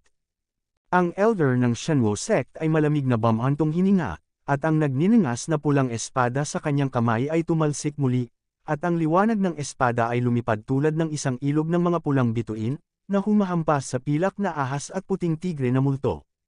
Boom! Ang Silver Snake at White Tiger Phantom ay agad na napunit sa malapulang ilog na ilaw ng sword light na ito, lumitaw sa harap ng Shenwu Sect Elder, binuksan ang bibig ng dugo, at nilamon ang Shenhozong Elder. Ang nagniningas na pulang espada sa kamay ng Elder ng Fire God Sect ay muling namulaklak ng mahiwagang liwanag. Sa pagkakataong ito ang kapangyarihan ay mas kamangha-mangha. Ang tibak ng apoy ay natatakpan ng walang katapusang rune. Mula sa talam, lumabas ang isang Fire Python, isang Silver Snake at isang puting tigre. Medyo naantig si Chen Lei. Ang kataas-taasang Elder ng Shenwu Sect ay talagang umabot sa antas ng kahusayan sa pagsasanay sa paglilinang at paggamit ng iba't ibang pagsasanay. Si Chen Lei ay hindi kasing husay sa kanyang pag-unawa at paggamit ng martial arts. Gayunpaman, ang Silver Snake at White Tiger Phantom ni Chen Lei ay parehong Yuan beasts pagkatapos ng Spirit Fusion. Sila ay mas makapangyarihan kaysa sa mga pamamaraan ng paglilinang ng Supreme Elder ng Shenwu Sect. Sa huli, direktang pinunit ng Silver Snake at White Tiger Phantom ang Fire Python, pagkatapos ay hinampas ang Supreme Elder ng Shenwu Sect. Ang Supreme Elder ng Shenwu Sect, winuwagayway ang maapoy na pulang espada sa kanyang kamay, nilaslas ang Silver Snake at ang White Tiger Phantom, at pagkatapos ay pinutol ang Silver Snake at White Tiger Phantom. Gayunpaman, ang malakas na puwersa na pinalabas ng Silver Snake at White Tiger Ghost ay direktang nagpatamba sa Supreme Elder ng Shenwu Sect, na ikinagulat ng ulo ng Shenwu Sect na may dugo mula sa bibig. Sa sandaling ito, iniwagayway ni Chen Lei ang Yin Dragon Sword at muling hamampas patungo sa Supreme Elder ng Shenwu Sect. Sword Light, mayroong libu-libong daw sa isang iglap, at sa isang kisap mata, ang Supreme Elder ng Shenwu Sect ay lubusang nalubog sa walang katapusang liwanag ng espada. Ito ang Heaven Opening Sword Art. Ang isang saksak ay may kapangyarihang magbukas ng langit. Gayunpaman, sa sandaling ito, ginamit ito ni Chen Lei na parang isang marahas na bagyo, mabilis at makapal, at imposibleng labanan ito. Sa katunayan, kung ang karaniwang powerhouse ay maglakas loob na gamitin ang Sky Opening Sword sa ganitong paraan, natatakot ako na siya ay matupok ng malaking pagkonsumo ng Sky Opening Sword bago sirain ang kaaway. Pero iba si Chen Lei. Ang siyam na primordial na sanggol sa kanyang katawan ay bumubuo ng isang karaniwang lingguhang cycle, at ang kapangyarihan ng mga sanggol na ibinigay ay walang katapusan at hindi mauubos, na sapat upang suportahan ang labis na paggamit ni Chen Lei ng paraan ng pagbubukas ng kalangitan. Ang Supreme Elder ng Shenwu Sect ay nagawang makatiis ng isa o dalawang espada sa una, ngunit sa susunod na 12-dosenang mga espada, ang paglaban ng Supreme Elder na ito ay ganap na nabuwag, at pagkatapos ay direktang nawalan siya ng kakayahang lumaban. Puff! Sa wakas, ang Supreme Elder ng Shenwu Sect, ang matandang Sect Master ng nakaraang henerasyon, ay direktang tinadtad ni Chen Lei sa ulap ng dugo. Kabanata 2517, God-Killing Flame Sect. Ang Supreme Elder ng Shenwu Sect, ang dating matandang Sect Master, ay hindi mahina sa lakas, ngunit mas mahina pa rin siya kaysa sa Altar Master ng Thulhu Branch. Para kay Chen Lei, kahit ang Thulhu Sub-Altar Master na binasbasan ng Thulhu Idol ay maaaring pugutan ng ulo, at ang Supreme Elder na Sum-Iris sa Fire God Sect ay natural na wala. Masasabi lamang na ang Supreme Elder ng Shenwu Sect ay medyo nasa likod ng panahon, at nabubuhay pa rin siya sa sarili niyang mga panaginip at imahinasyon. Natural na hindi maiiwasan na si Chen Lei ay pinugutan ng ulo. Matapos pugutan ng ulo ang Supreme Elder ng Shenwu Sect, tiningnan ni Chen Lei ang iba pang mga Elder ng Shenwu Sect na may natigil ang ekspresyon, at nagtanong, sumusuko ka ba o lumalaban hanggang dulo? Ang iba, hinding-hindi kami susuko. Masyadong malalim si Chen Lei at ang mga hinaing namin. Pagkatapos sumuko, ang mga ordinaryong disipulo ay maaaring magkaroon pa ng paraan upang mabuhay, ngunit ang mga matatanda ay hindi kailanman magkakaroon ng pagkakataong mabuhay. Tinitigan ng isang elder si Chen Lei na may malamig na mga mata, at sinabi sa iba pang mga elder. Sunod-sunod ding tumanggo ang ibang matatanda at sumang-ayon sa opinyon ng matanda na ito. Hinabol at pinatay nilang lahat si Chen Lei. Ngayon, kung sila ay sumuko, ang kanilang buhay ay hindi maiiwasan. Sa kasong ito, mas mahusay na lumaban hanggang kamatayan.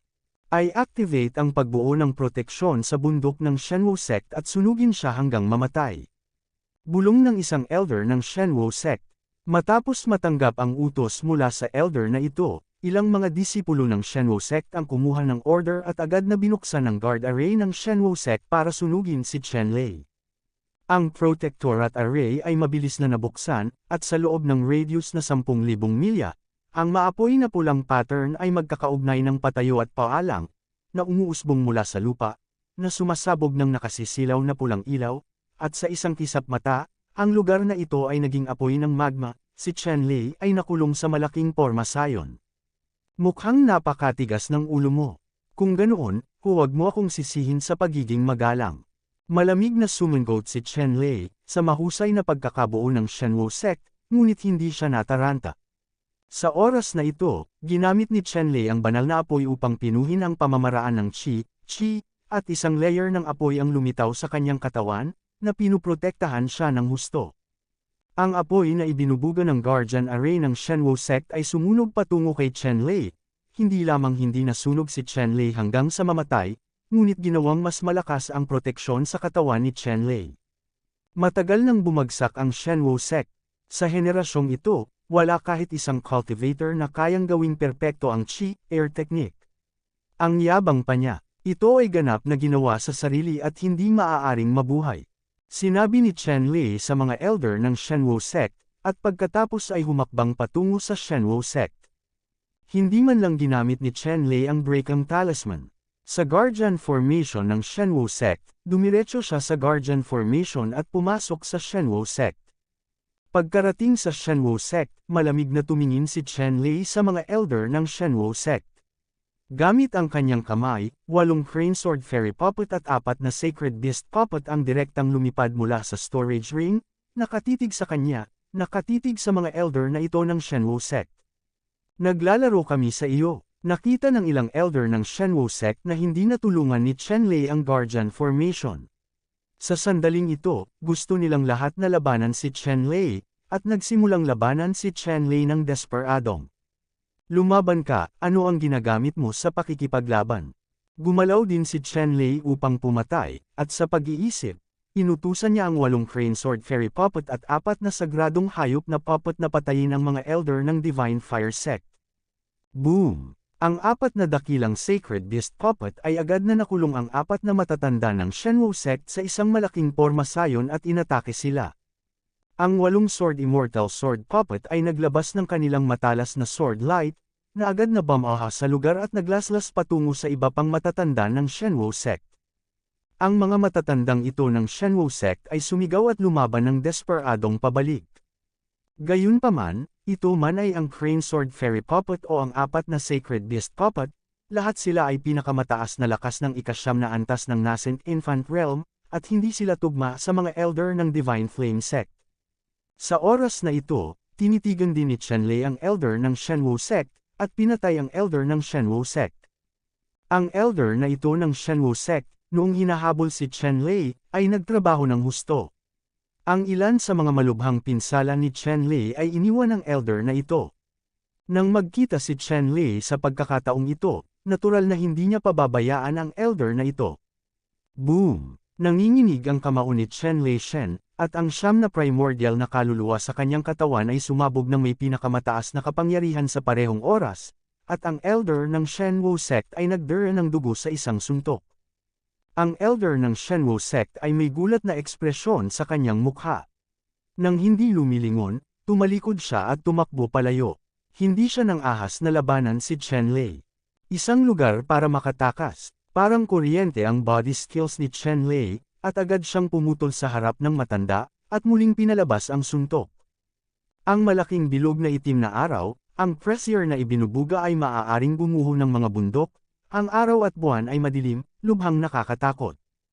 Ito ang layunin ng kamao ni Chen Lei, na may puwersang nangingibabaw sa kalangitan, at hamampas patungo sa elder ng Shenwu sect. Ang elder ng Shenwu sect ay nabigla na sa takot ni Chen Lei sa pagharap sa suntok ni Chen Lei, masasabing tuluyan na siyang nawalan ng gana na lumaban. Higit pa rito, itong elder ng Shenwu sect, sa ilalim ng pamimilit ni Chen Lei, ang kanyang lakas ay mas mababa sa 70% at ang kanyang lakas ay lubhang nabawasan. Sa suntok na ito, sinampal ni Chen Lei ang elder ng Shenwu sect at direktang winasak ang elder ng Shenwu sect na proteksyon sa katawan. Sa wakas, ang suntok na ito ay yumanig sa katawan ng elder ng Shenwu sect. Sumuko na ako, handa akong sumuko. Sa oras na ito, ang elder ng Shenwu sect ay sumigaw, labis na natakot, at ayaw mamatay ng ganoon. Pagmamakaawa ngayon, huli na ang lahat. Malamig na bamantong hininga si Chen Lei. Hindi man lang niya binigyan ng pagkakataon ng mga elder ng Shenwu sect. Sa halip, sinuntok niya muli, at direktang niyugyug ang matanda sa Shenwu at tuluyang pinatay. Nabiguring makatakas ang nascent soul ng Shenwu sect elder, at nahuli ni Chen Lei at tinatakan. Matapos patayin ang elder ng Shenwu sect, tumingin si Chen Lei sa ibang lugar sa larangan ng digmaan. Ang iba pang mga elder ng Shenwu sect ay pinigilan ng Crane Sword Fairy Puppet at ng 4 na sagradong Beast Puppet, at walang paraan para umatras ang pag-asa. Nakita ni Chen Lei na ang kabuoang sitwasyon ay napagpasyahan na, kaya tumigil siya sa pagkilos. Ngunit binigyang pansin ang Crane Sword Fairy Puppet at ang 4 na sagradong hayop na puppet. 8 Crane Sword Fairy Puppet, na ikinakapak ang kanilang mga pakpak, lumipad palabas sa nakakatakot na liwanag ng espada, siksikan, nilalaslas ang kalangitan, at sinalakay ang ilang elder ng Shenwu sect. Ang mga matatandang ito ng Shenwu sect ay nasugatan na sa oras na ito at hindi na nila nagawang lumaban. Sila ay halos hindi sumusuporta sa kanila na may ilang mga espiritual na stems. At ang piraso ng liwanag ng espada ay ang huling dayami na dumurog sa kamelyo. Pinutol nito ang ilang piraso ng espiritual na tangkay, at pagkatapos, ginawang ambon ng dugo ang mga elder ng Shenwu sect. Tulad ng para sa 4 na pormasayo ng pantas na nabuo ng 4 na dakilang sagradong hayop, ang kanilang kapangyarihan ay mas nakakatakot, at ilang matatanda ng Shenwu sect ay nagkapira-piraso. Si Chen Lei ay lumibot sa gilid at kumilos paminsan-minsan upang aisil ang Yuanying na gustong tumakas. Sa huli, ilang elder ng Shenwu sect ang napatay lahat, si Yuanying ay tinatakan, at wala ni isa sa kanila ang nakatakas. Shenwu Mystery 1518 Kabanata 2. Matapos patayin ang grupong ito ng mga matatanda, tumingin si Chen Lei sa iba pang mga disipulo ng Shenwu sect. Ang mga disipulong ito, pati na rin ang ilang mga master sa Nascent Soul Realm, ay tumingin kay Chen Lei sa oras na ito, ngunit hindi sila nang ahas na magsalita. Kahit na ang matandang sect master ng Dzogchen sa ika-9 na antas ng Nascent Soul Realm at 12 ng mga elder sa ika-9 na palapag ng Nascent Soul Realm ay hindi mga kalaban ni Chen Lei. Mas maliit pa ang posibilidad na sila ang kalaban ni Chen Lei. Kung sumugod sila, dead end lang. Tiningnan ni Chen Lei ang mga disipulong ito ng Shenwu sect, pati na rin ang ilang middle-level masters, at sinabing, gusto mo bang mamatay o mabuhay? Natural na gusto nating mabuhay. Matapang na sabi ng isang estudyante. Kamusta naman kayo? Ang tingin ni Chen Lei ay dahan-daw ang dumaan sa iba pang mga disipulo ng Shenwu sect. Ang mga taong ito, isa-isa, ay hindi nang ahas na tumingin kay Chen Lei, at iniwasan ang mga tingin ni Chen Lei, ngunit malinaw naman, hindi rin sila handang mamatay ng walang kabuluhan. Kung gusto mong mabuhay, lahat kayo ay manunumpa ng katapatan sa Qingyang sect at magiging mga disipulo ng aking Qingyang sect. Hindi mo kailanman ipagkakanulo ang Qingyang sect. Kung magmumura ka ng napakalaki, kaya kung iligtas ang iyong buhay, kung hindi, maaari kang umalis kasama ang mga matatandang ito. Sinabi ni Chen Lei ang kanyang kalagayan. Ang mga disipulong ito ng Shenwu sect ay hindi nagatubili ng napakatagal, at lahat sila ay nanumpa. Nasa ilalim ng bubong ang mga tao at kailangang iuko ang kanilang mga ulo. Ngayon na sila ay pinipigilan ni Chen Lei, upang mabuhay, kailangan nilang gumawa ng ganoong panunumpa. Sa katunayan, para sa mga disipulo ng Shenwu sect, ito ay itinuturing na napakabait. Kung ang Shenwu sect ay pinatay ng ibang mga sekta, ang buong Shenwu sect na mga disipulo ay malamang na magdaranas ng pinakamaraming pagkamatay at pinsala, at ang iba ay magdurusa. Ipapababa din sa ranggo ng alipin. Sa oras na ito, hiniling lamang ni Chen Lei sa kanila na manampo ng katapatan sa Qingyang sect, at sila ay magiging mga disipulo ng Qingyang sect. Isa na itong espesyal na tulong para sa kanila. Siyempre, kahit na ang mga disipulong ito ng Shenwu sect ay nanumpa ng dakilang kaluluwa, maaari lamang silang maging mga panlabas na disipulo ng Qingyang sect. Kung gusto mong maging opisyal na alagad, kailangan mong dumaan sa maraming pagsubok. Matapos malutas ang problema ng mga disipulo ng Shenwu sect, hiniling ni Chen Lei sa mga disipulo ng Shenwu sect na bumalik sa kanilang orihinal na posisyon at patuloy na panatilihin ang operasyon ng Shenwu sect. Sa katunayan, ang mga disipulong ito ang namamahala sa lahat ng mga gawain ng Shenwu sect. Ang mga matatandang iyon ay nagtatrabaho lamang sa paglilinang sa mga karaniwang araw at hindi man lang alintana ang mga gawain ng sekta. Matapos hilingin ni Chen Lei ang mga disipulong ito na bumalik sa kanilang mga pwesto, siya mismo ay pumunta sa treasure house ng Shenwu sect, binuksan ang treasure house, at hinanap ang lahat ng treasure sa treasure house. Gayunpaman, sa treasure house ng Shenwu sect, karamihan sa natitira ngayon ay ilang mga materyales para sa pagpino ng mga kayamanan, na ginagamit sa pag-upgrade ng mga kayamanan sa paglilinang, at iilan lamang. Natural na alam ni Chen Lei na kakaunti ang mga likas na kayamanan upang mapabuti ang paglilinang, tiyak na dahil sa huling pagkakataon na gustong hulihin siya ng Shenwu sect master, gumugol siya ng maraming likas na kayamanan, ngunit sa huli, siya ang ganting atake ni Chen Lei at tinupad si Chen Lei. Sa katunayan, kung hindi dahil sa oras na iyon, hindi mapapaunlad ni Chen Lei si Juying sa ganitong lawak. Sa oras na iyon, para kay Chen Lei, ito ay isang kalamidad, ngunit ito ay isang magandang pagkakataon. Ipinalibot ni Chen Lei ang lahat ng sikretong vault at treasure vault ng buong Shenwu sect, at inilabas ang lahat ng bihirang kayamanan sa loob. Pagkatapos noon, dumiretso si Chen Lei sa likod ng bundok ng Shenwu sect. Dito, naroon ang lihim na kaharian ng Divine Flame sect. Sa kasamaang palad, ang lihim na kaharian ng Divine Flame sect ay hindi pa nabubuksan sa loob ng maraming taon. Ito ay hindi dahil ang Divine Flame sect ay hindi gustong buksan ang lihim na kaharian na ito, ngunit ito ay dahil sa napakahirap na mga kondisyon upang buksan ang lihim na kaharian na ito. At ang kondisyon ay ang mga magsasaka lamang na nagsasagawa ng banal na apoy at nagsasanay ng Qi ang makakapagbukas nito. Sa Shenwu sect, sa nakalipas na 10,000 taon, walang malakas na tao na kayang gawing perpekto ang Qi technique sa cultivation.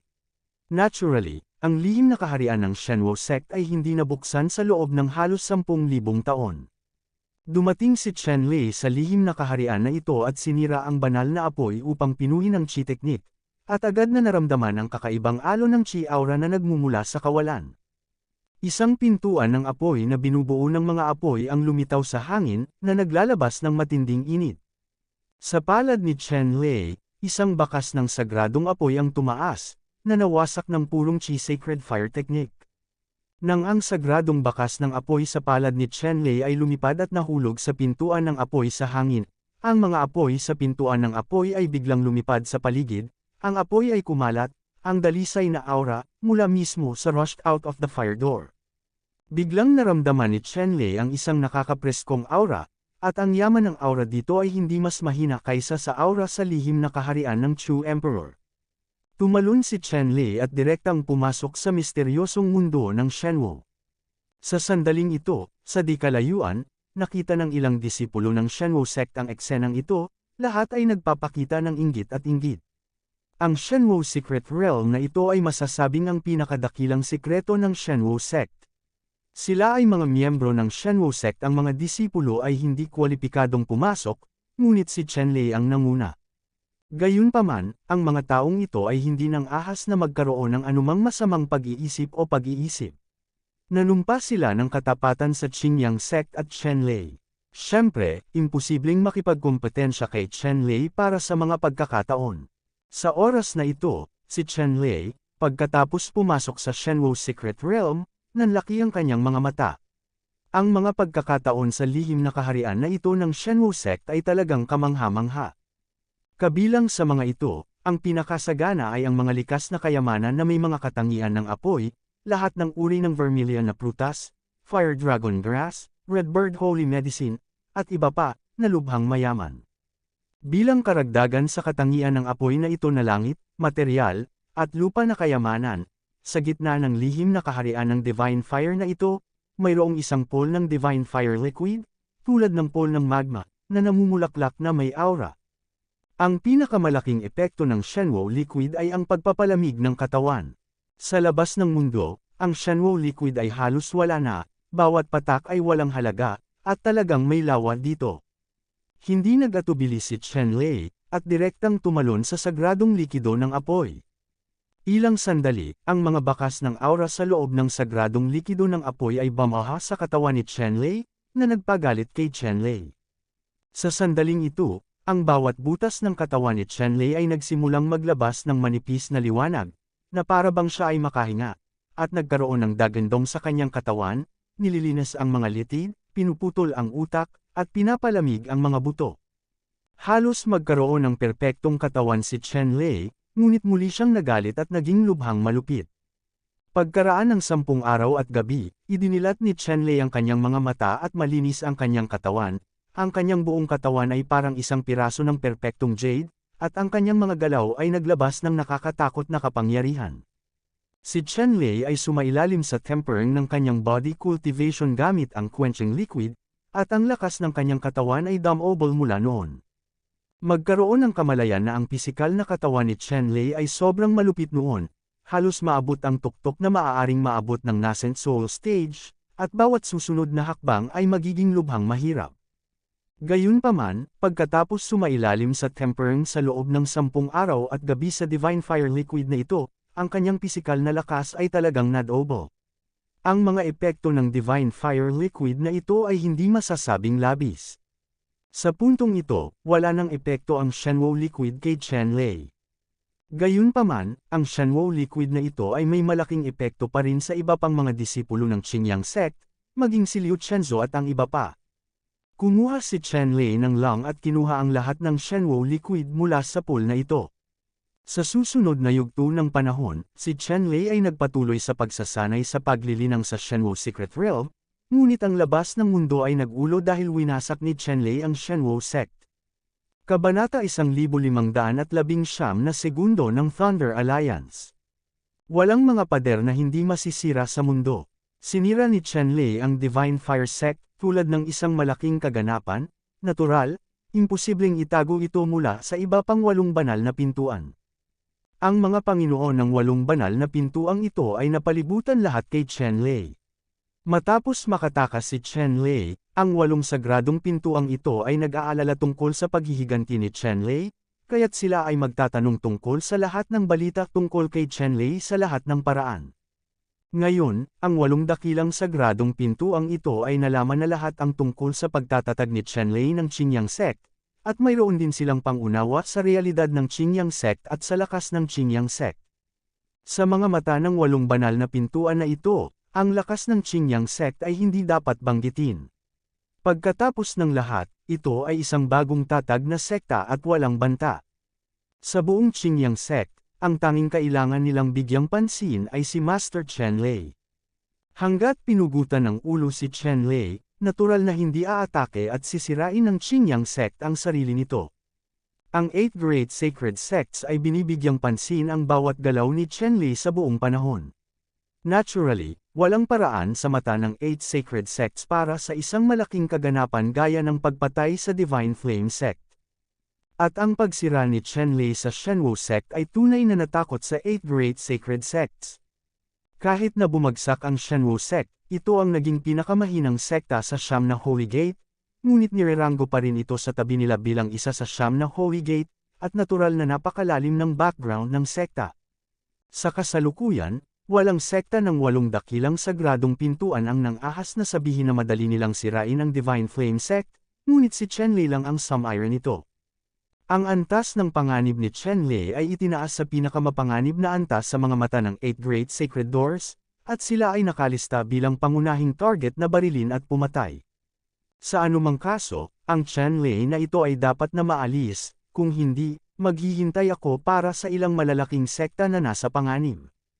Ang sect master na si Hao Tian ay gumawa ng ganoong tunog, at iminungkahi sa iba pang 7 sekta na magsanib puwersa upang kabkuban si Chen-Lei. Oo, dapat siyang patayin. Ang batang ito ay isang nakakainis at napakasamang demonyo na talagang nakagawa ng ilang galit at masasamang bagay, tulad ng Fire God sect. Hindi sapat ang hindi pagpatay sa kanya ng nag-iisa para magalit ang mga sibilyan. Panipik. Sa iba pang mga sekta, may mga master na tumugon, handang makipagtulungan sa Clear Sky School para patayin si Chen-Lei ng magkasama. Sa ganitong paraan, ang natitirang 8 sekta ay tunay na bumuo ng isang kidlat na alyansa sa pagpatay. Ang bawat pangunahing sekta ay umakit ng mga elite masters, na pinamumunuan ng isang elder mula sa Clear Sky School, upang sirain si Chen-Lei. Patayin. At ang Thunder Suppression Alliance, na ito ay talagang mayroong 64 na tao, 8 pangunahing sekta, at bawat sekta ay nagpadala ng 8 masters ng ika-9 na antas ng Nascent Soul Realm. Matapos maranasan ang kapahamakan ng sangay ng Thalho, kabilang sa 8 sekta, ang bawat sekta, ang master ng ika-9 na palapag ng Nascent Infant Realm, ay tiyak na wala pang 20. Ngayon, ang bawat sekta ay may halos kalahati ng kapangyarihan na bumuo ng Lightning Alliance upang tugisin si Chen-Lei. Makikita na ang mga sekta na ito ay determinadong sirain si Chen-Lei. Tungkol naman sa alyansang pagpatay ng kidlat na nabuo ng 8 pangunahing sekta, nakuha ni Chen-Lei ang balita pagkatapos niyang umalis sa misteryosong mundo ng Shenwu. Ngayon, si Shen Hozong ay nanumpa ng katapatan kay Chen-Lei. Natural, siya at si Chen-Lei ay nakatali sa barkong pandigma. Ayaw nilang magkagulo si Chen-Lei. At sikat na sikat din itong Lightning Warrior Alliance. Sa katunayan, ang mga disipulong ito ng Shenwu sect ay hindi gumawa ng anumang pagsisikap upang malaman ang balita. Chen-Lei, lumabas ka at mamatay ka agad, kung hindi, huwag mo akong sisihin sa galit. Panipik. Sa Thunder Fighting Alliance, may isang malakas na tao na gustong umalis si Chen-Lei sa Shenwu sect at mamatay. Malamig na bamantong hininga si Chen-Lei. Hindi siya tanga. Ang Thunder Alliance ay malinaw na nagtakda ng isang bitag. Kung gusto niyang makalusot siya, natural na hindi niya hahayaan ang mga taong ito sa Thunder Alliance na gawin ang gusto nila. Hindi pinansin ni Chen-Lei ang mga taong ito, ngunit nanatili sa Divine Fire Secret Realm at nagpatuloy sa pagsasanay ng cultivation. Pagkatapos matemper ng Shenwu Liquid, ang kanyang pisikal na lakas ay dumb-oble, at ang kanyang mga meridian ay naging mas malawak at mas malakas, at ang bilis kung saan maaari niyang makuha ang refining Heaven at Earth Spirit Chi ay dumb-oble din. Sa oras na ito, patuloy na pinino ni Chen-Lei ang Heaven and Earth Spirit Chi sa Divine Fire Secret Realm, ang kanyang paglilinang, na umaasenso sa ika-6 na antas ng Nascent Soul Realm.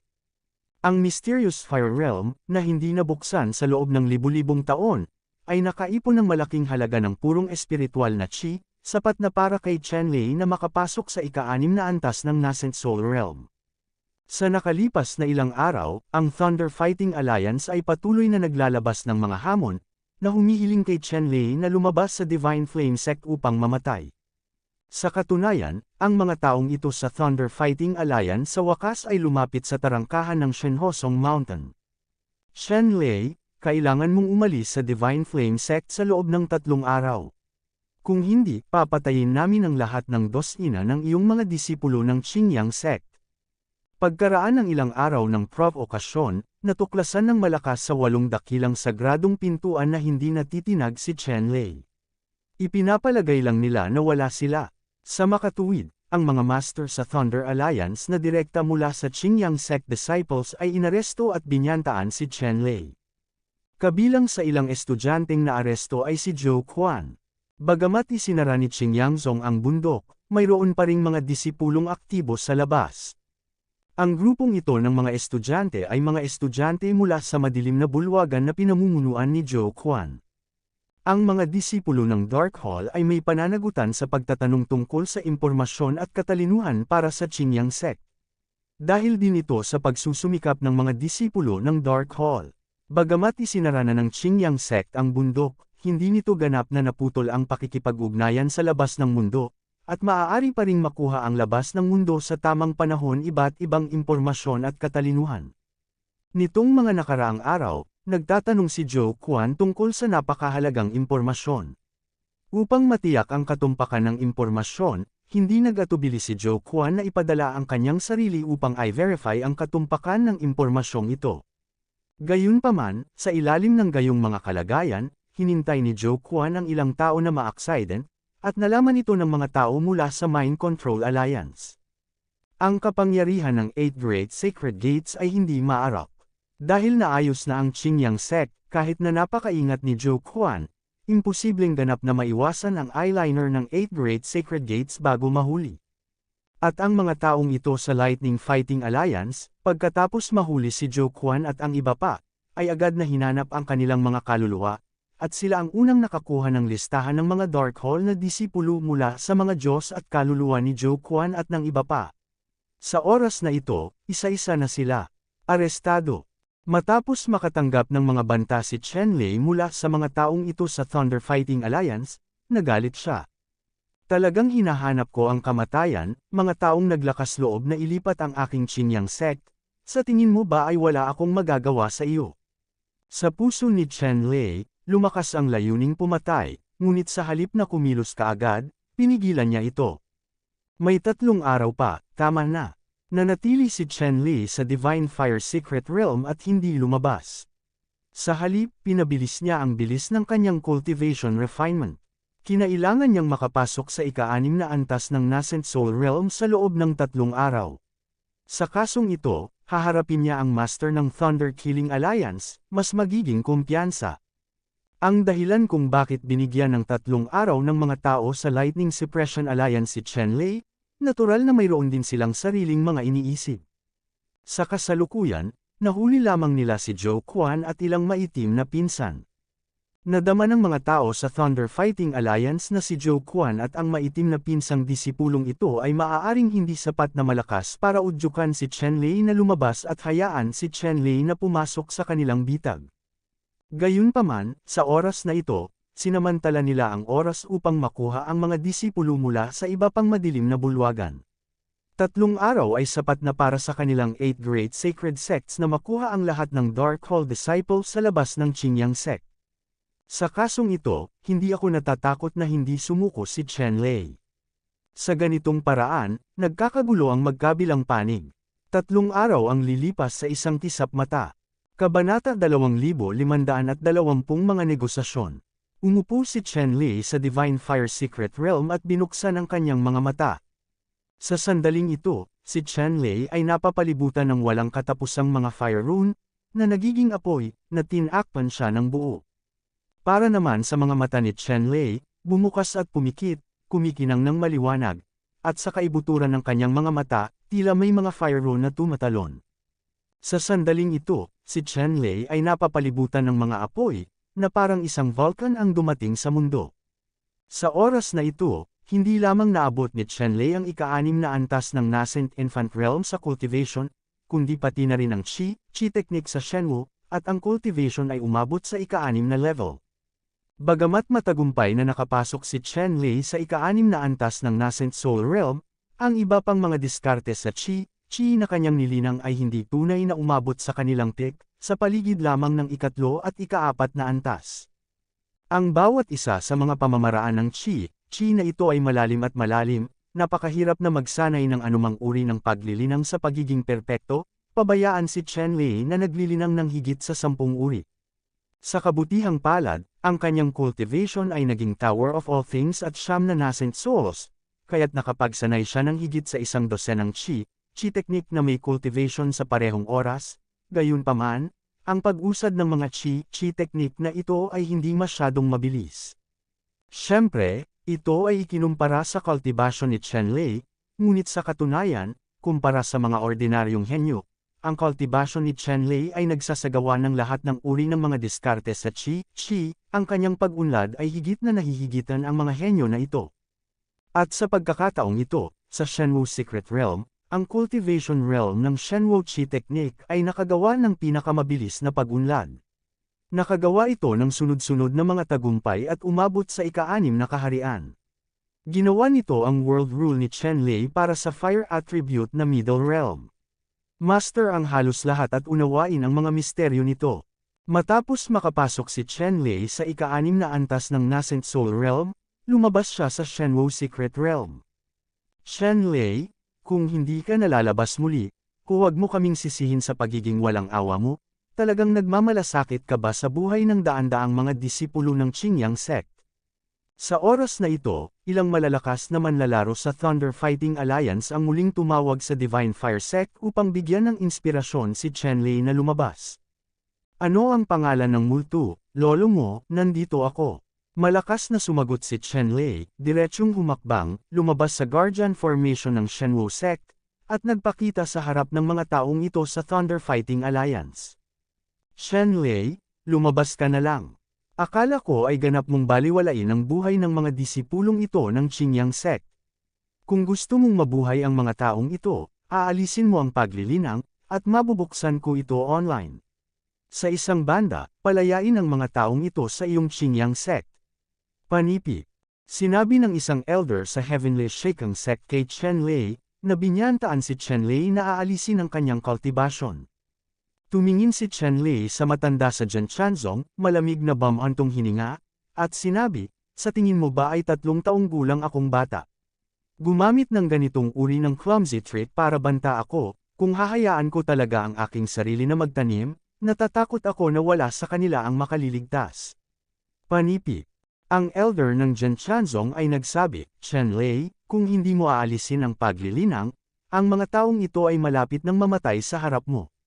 Sinulyapan ni Chen Lei ang mga taong ito sa Thunder Suppression Alliance, at sinabing dahan-dahan, gusto mo akong harapin, dumiretso ka lang sa akin, talagang walang kahihiyan na gamitin ang aking mga disipulo sa Qingyang sect para takutin ako. Gayunpaman, malinaw kong masasabi sa iyo na hindi ko tatanggapin ang iyong mga banta. Kung papatayin mo ang isa sa aking mga disipulo ng sekta ng Qingyang, papatayin kita at ang 100 iba pang disipulo ng sekta, at gagamit ako ng ngipin para sa ngipin at dugo para sa dugo, gusto kong makita. Papatayin mo pa, o papatayin ko pa. Panipi. Nang sabihin ito ni Chen Lei, ang nakamamatay na aura sa kanyang katawan ay umakyat sa langit, na naging sanhi ng pagkagulat ng lahat ng mga master ng 8 Great Sacred Sects. Ha, Chen Lei? Sa puntong ito, naglakas loob ka pa ring takutin kami.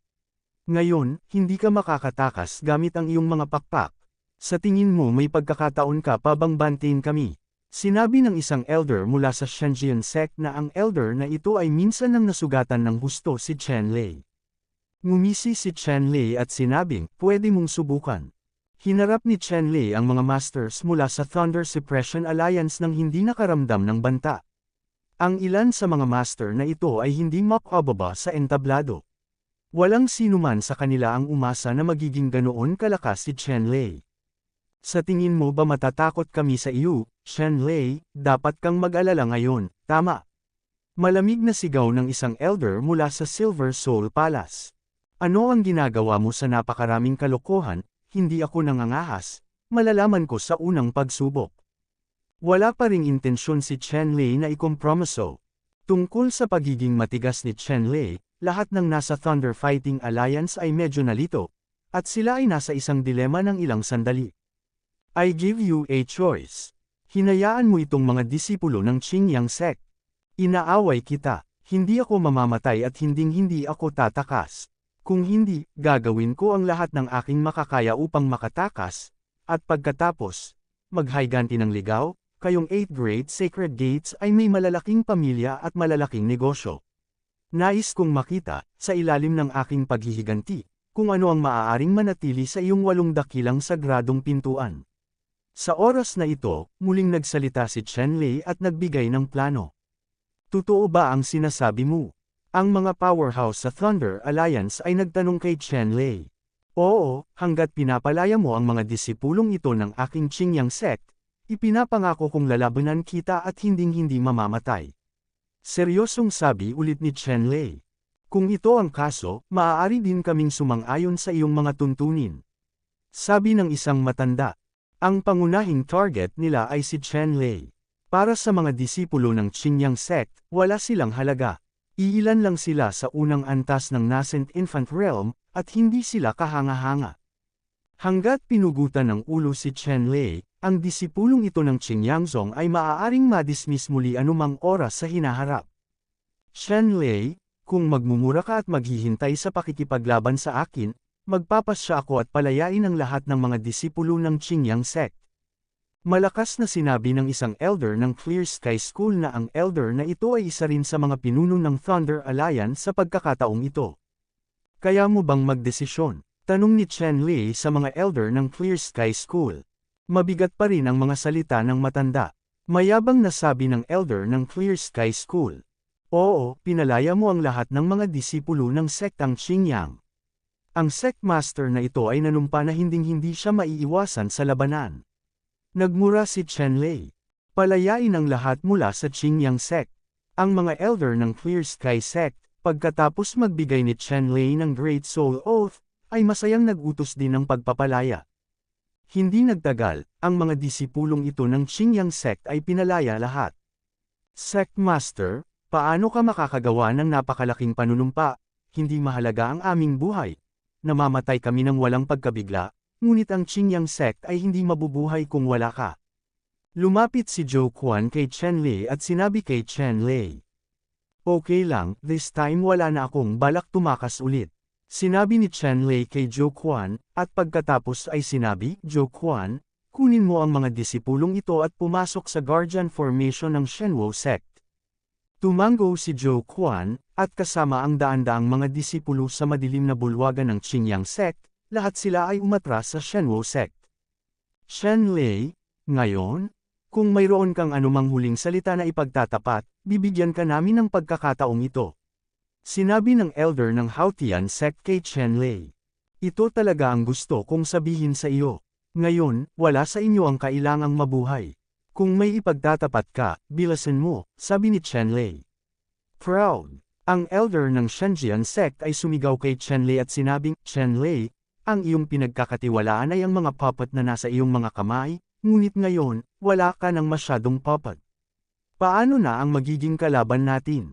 Panipik.